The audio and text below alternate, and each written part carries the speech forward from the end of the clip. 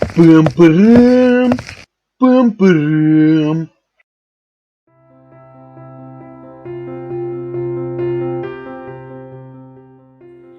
The Coase theorem, developed by economist Ronald Coase, states that when conflicting property rights occur, bargaining between the parties involved will lead to an efficient outcome regardless of which party is ultimately awarded the property rights, as long as the transaction costs associated with bargaining are negligible.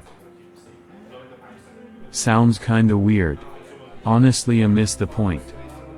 Oh. Let me explain. The Coase theorem is most easily explained via an example. It's clear that noise pollution fits the typical definition of an externality, because noise pollution from a factory, a loud garage band, or a wind turbine potentially imposes a cost on people who are neither consumers nor producers.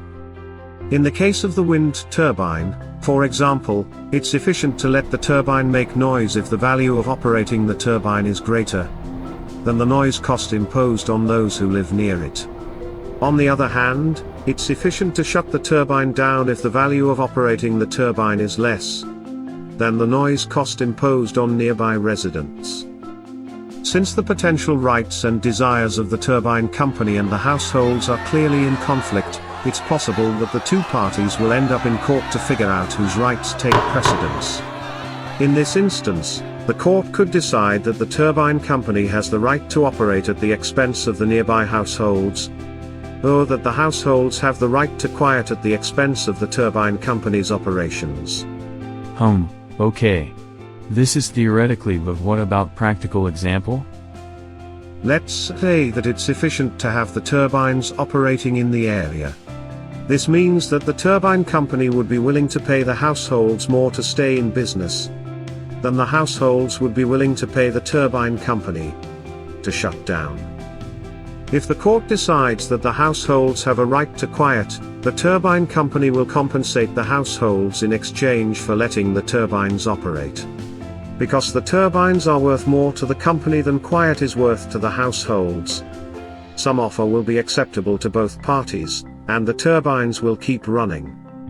On the other hand, if the court decides that the company has the right to operate the turbines will stay in business and no money will change hands.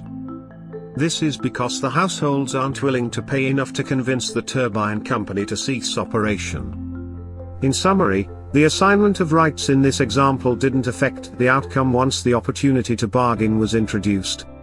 But the property rights did affect the transfers of money between the two parties. This scenario is realistic. In 2010, for example, Coase Energy offered households near its turbines in eastern Oregon $5,000 each, not to complain about the noise that the turbines generated. Finally, I got it.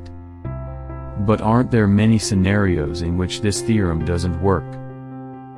Oh, I forgot to say that Coase theorem is not working. In practice, there are a number of reasons why the Coase theorem may not hold. In some cases, the endowment effect could cause the valuations elicited in negotiation to depend on the initial allocation of property rights. In other cases, negotiation may not be feasible, either due to the number of parties involved or social conventions.